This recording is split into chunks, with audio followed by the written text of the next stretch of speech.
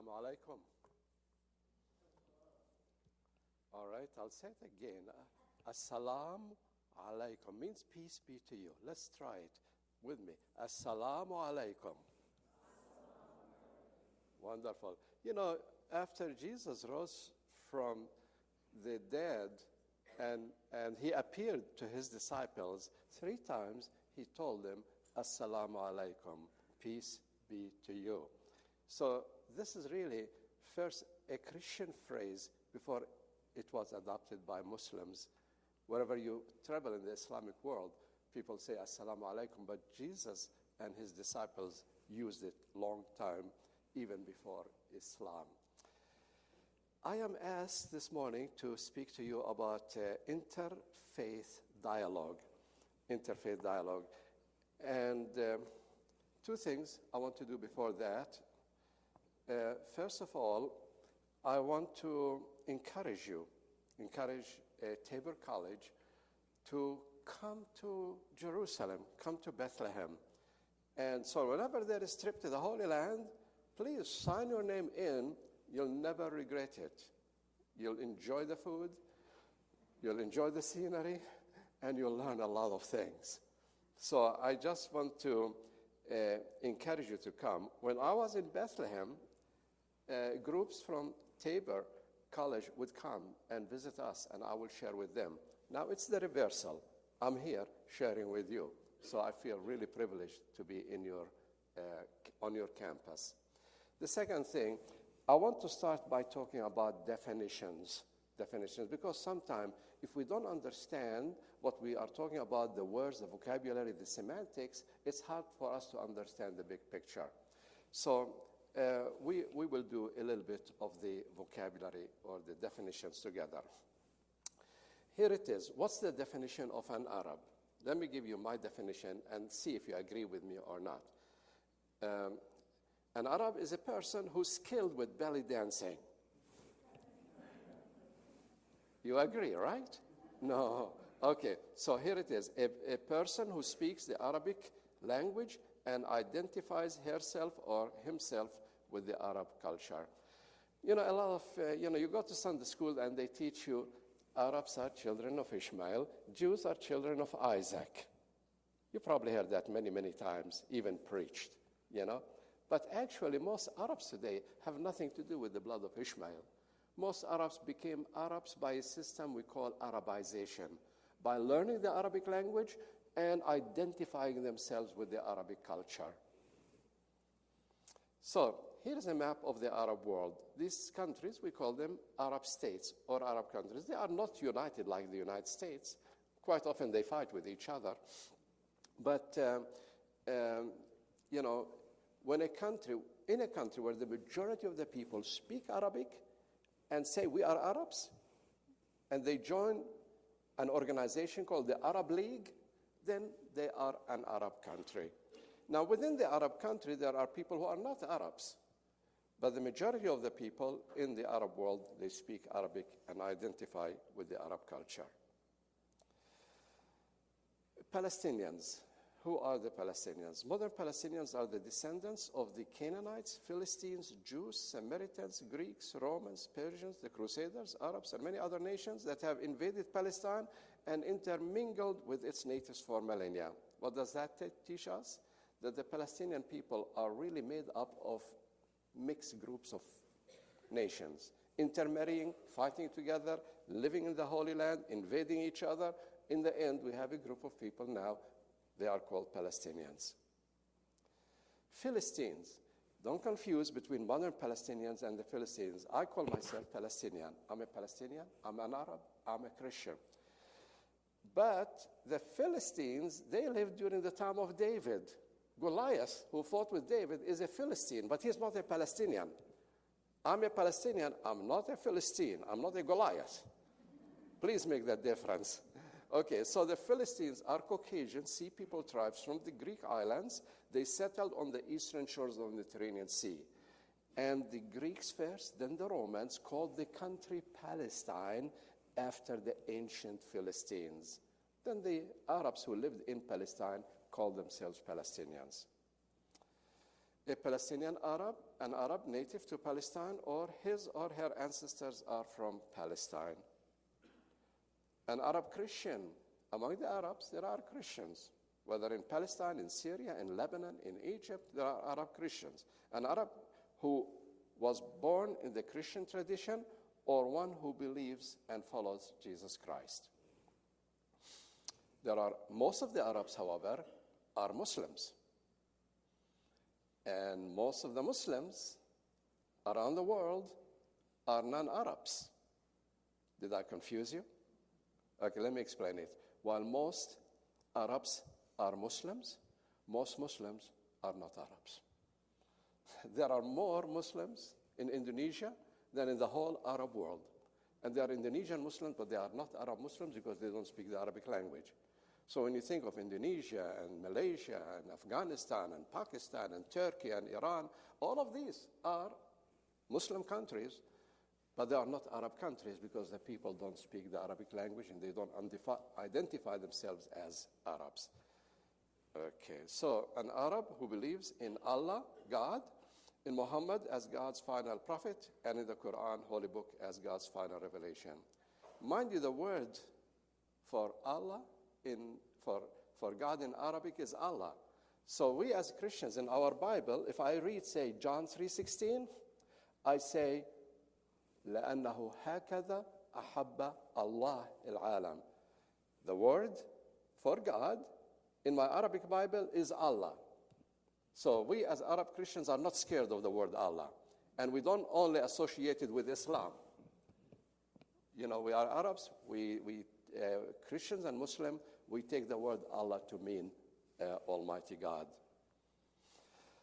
This shows you the difference between Muslims. In the dark green, these are what we call Shiite Muslims.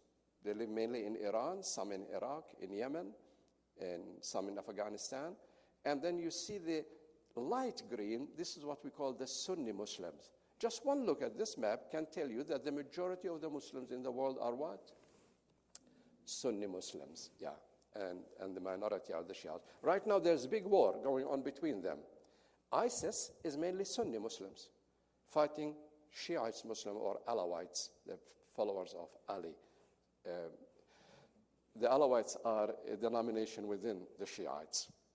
But there are a lot of Muslims that are killing each other now because of the division between Islam. It's like Christians, Catholics and Protestants used to kill each other 500 years ago. A Jew. A Jew is a person born of a Jewish mother or one who converts to the Jewish faith. How do the Israelis know this person is Jewish? His mother or his grandmother must be Jewish. A Messianic Jew. There are in Israel today between 10 to 15,000 Jews who believe in Jesus. We call them Messianic Jews. So a Messianic Jew is one who accepts Yeshua, Jesus, as her Messiah and continues to observe Jewish customs and tradition. There are some interaction between Messianic Jews and Palestinian Christians. We don't agree on politics, we don't agree on eschatology, but we have a common denominator who is Jesus Christ, that's right. An Israeli. An Israeli is a citizen of the state of Israel. Not all Israelis are Jews. Most Israelis are Jews, but a person can be non-Jewish Israeli. 20% of Israel's population are Israeli Arabs.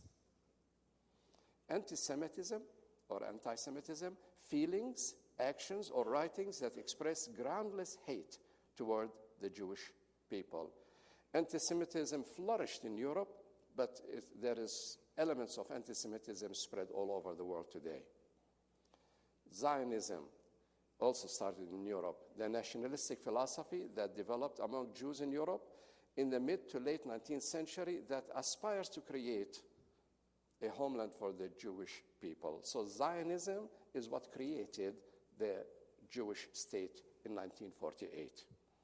Christian Zionists, Christians who endorse the Zionist agenda based on their understanding of biblical prophecy. They believe that God has promised the Holy Land to the Jewish people, and there is no conditions the Jewish people should own the land.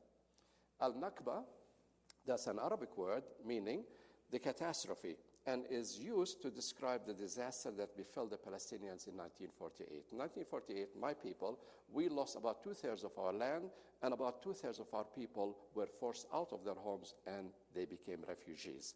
We call this al-Nakba, or the disaster, the catastrophe.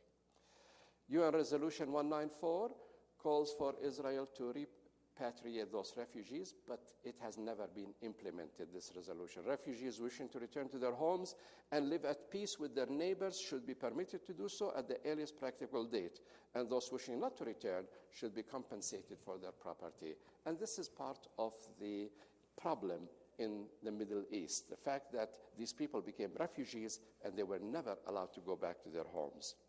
Hamas, one of the largest and most active Islamic resistance movements in Palestine today, Hamas controls the Gaza Strip.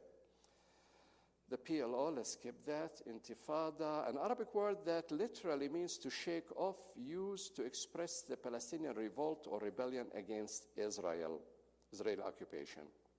Jihad, an Arabic word that means to struggle.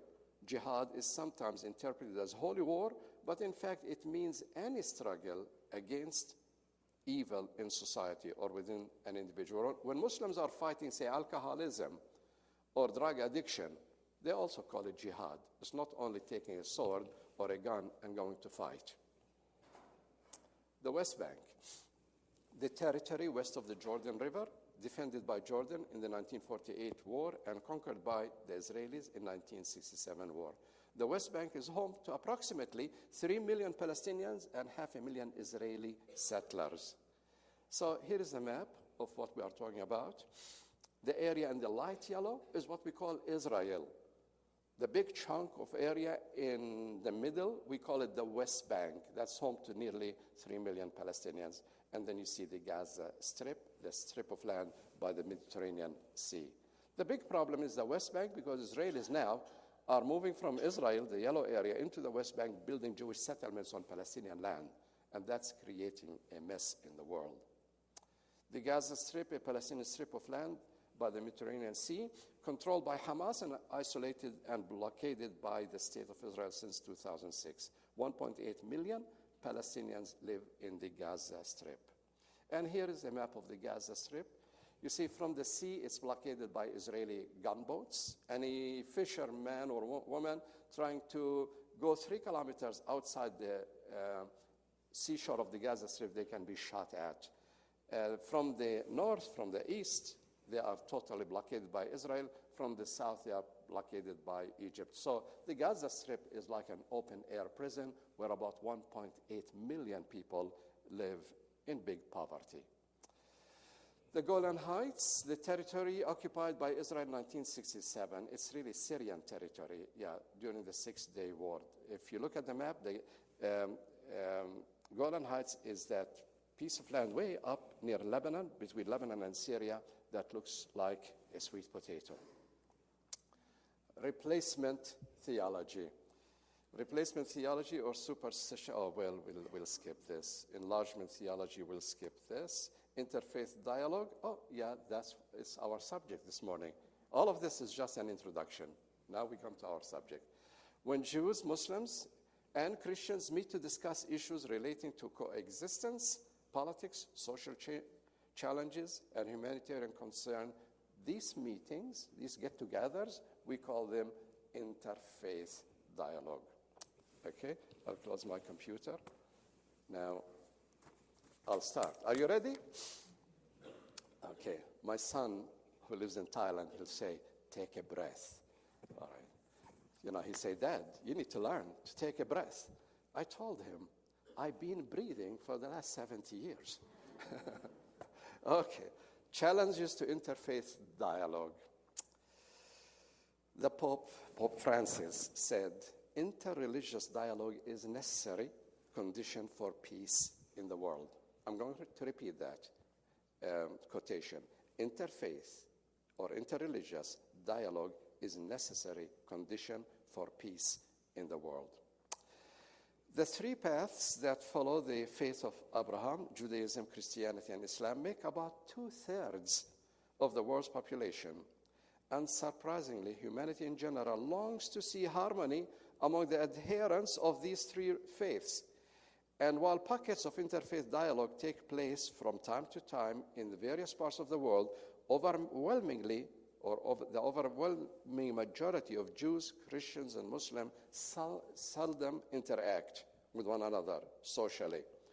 When they do interact, they often relate with fear, suspicion, and outright verbal, written, or physical hostility.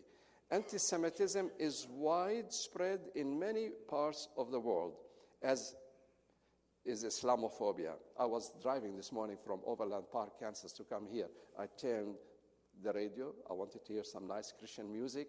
And here comes a person, preaching. And in his preaching, he was really spreading Islamophobia, hate to the Muslim people.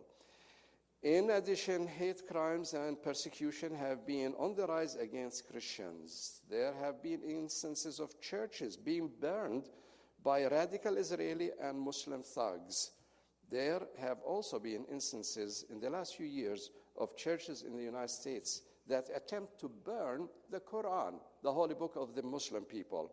And there have been radical Muslims beheading Jews and Christians. You probably have seen some of these horrible pictures in social media.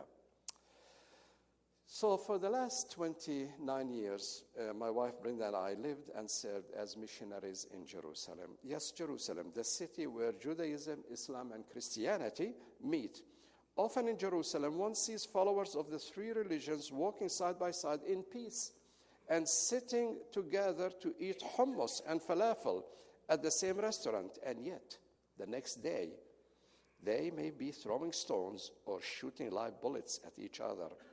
Social media is exposing much of the popular Islamophobia, anti-Semitism, and anti-Christian sentiments in the world today. When 2/3 of the world's population can't get along, we humans have a challenge. Certainly, God is not pleased.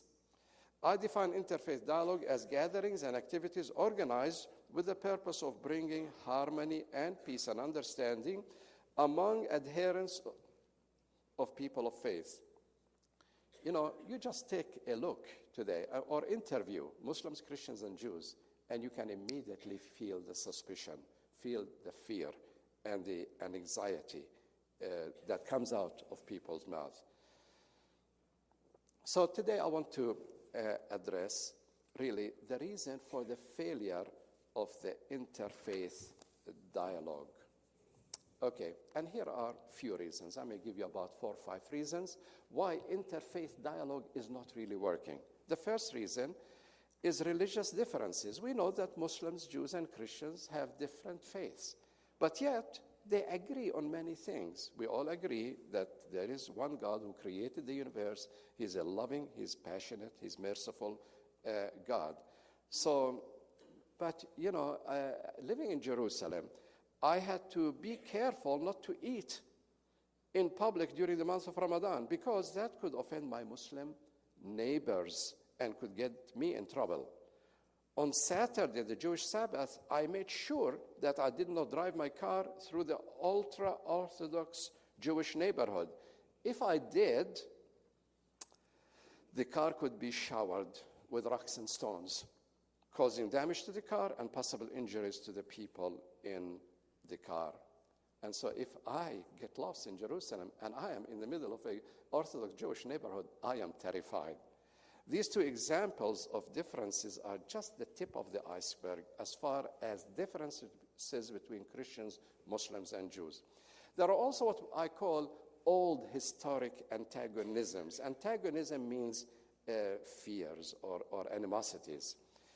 There are dark chapters in the history of the 3 religions: early persecution of Christians by Jews, Islamic invasion by the Byzantine Empire in the 7th century, the rise of anti-Semitism in Europe, the Crusades, pogroms, Inquisition are examples. Even the Holocaust is an example of Christian indifference towards the suffering of Jews. Although some of these acts of violence and hostilities took place hundreds of years ago, they are still etched on the memory of Jews, Christians, and Muslims, but especially in the Middle East. There are current differences and current historic factors. For example, colonialism. We Christians, Christian countries, use religion to support the occupation and suppression of many Muslim nations. The rise of Zionism, supported by many Christians, also added another historic dark chapter. More recently, under the guise of fighting terrorism and getting rid of weapons of mass destruction, the U.S. attacked Afghanistan and Iraq, causing the killing of hundreds of thousands of Muslims and the displacement of millions. Currently, the U.S. unmanned drones fly over Syria and Iraq, destroying villages and causing the death of many innocent Muslims. You see, the results of these things that we do against others, we don't see it on our TV. Our TV channels will tell you that there have been drones, flying over Iraq and Afghanistan, dropping bombs, but they don't show you the death, the injuries, arms and limbs flying in the air, and heads of children, injured or mashed. Then the zeal of evangelism. I'm an evangelist. I love to preach the gospel of Jesus Christ. I like to teach about Christianity. I like to win people to my faith in Jesus Christ. But sometimes overzealous evangelism can put a blockade or a wall between us and Muslims and Jews. So here I write, Christians, Muslims, and Jews are called to win the world to their respective faiths. This zeal to evangelize and the resistance to evangelizing contribute to the mistrust among adherents of the three faiths.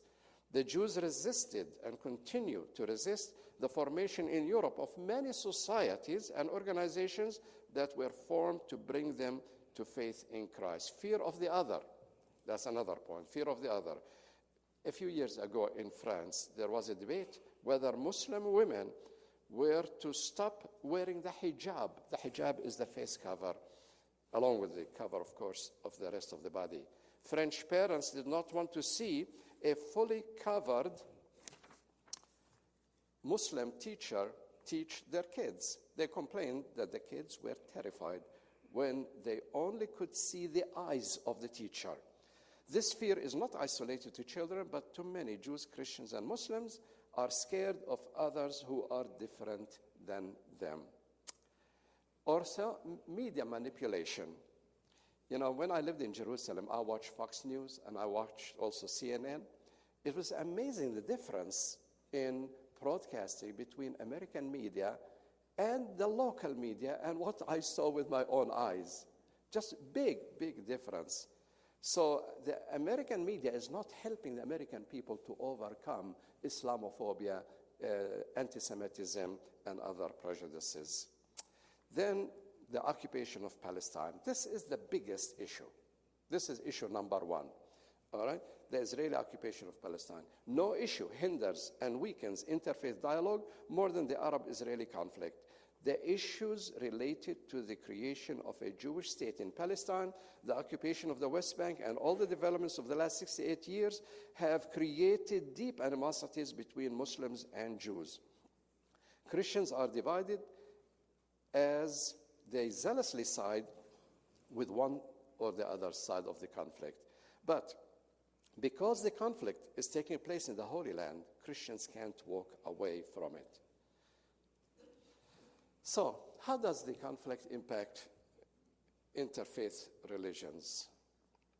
If you ask an Islamic jihadist and freedom fighter, why are they fighting and willing to die fighting the US and Israel?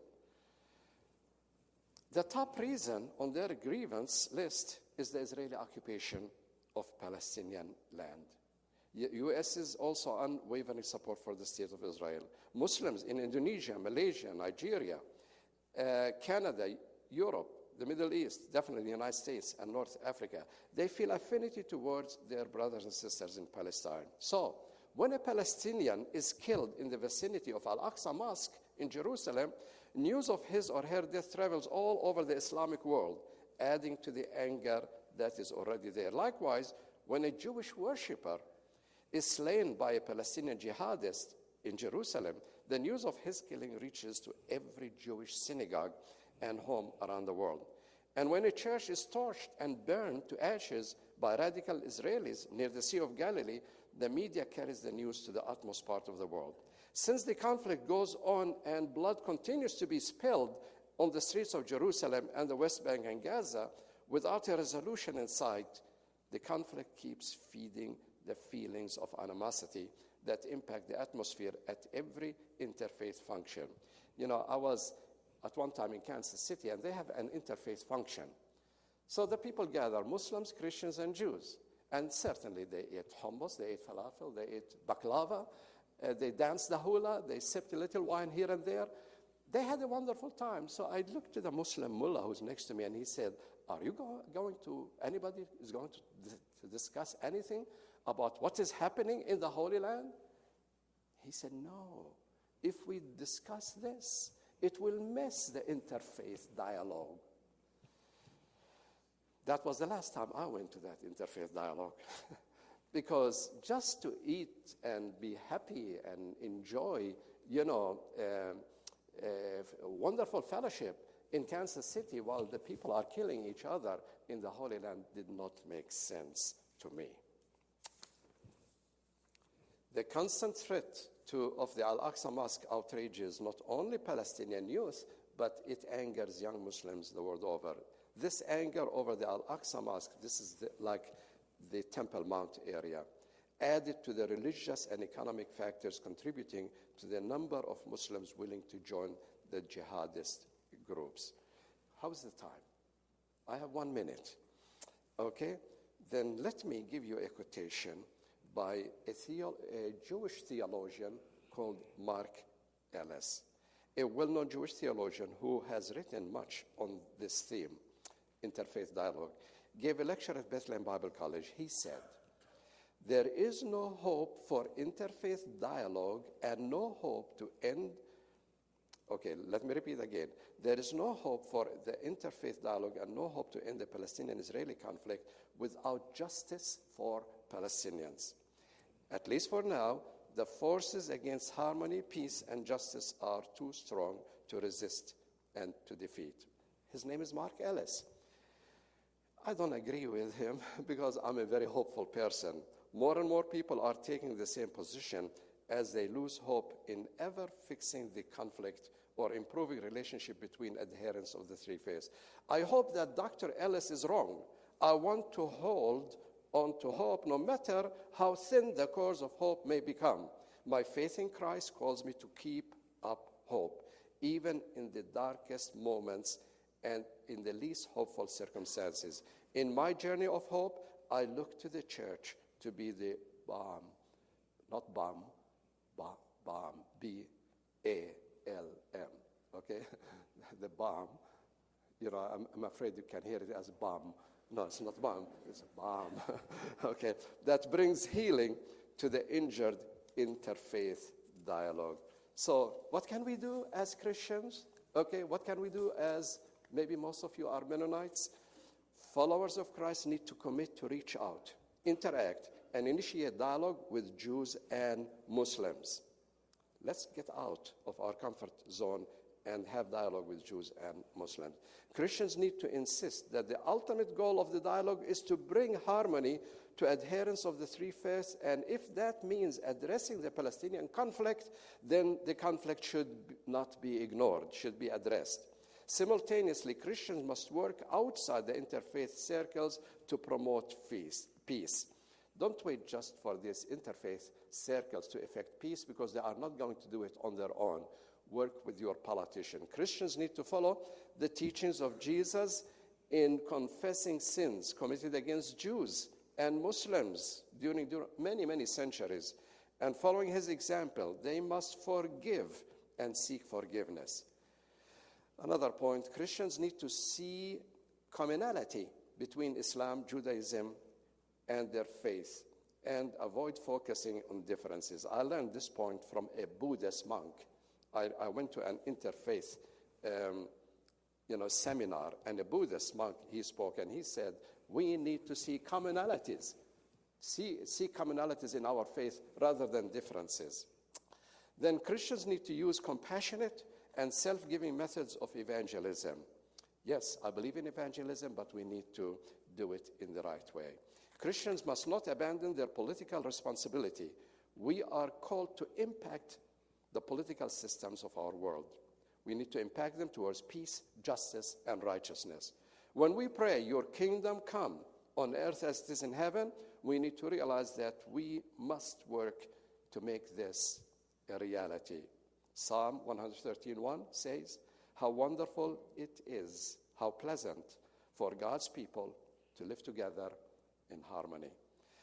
Thank you for listening to me, and God bless you.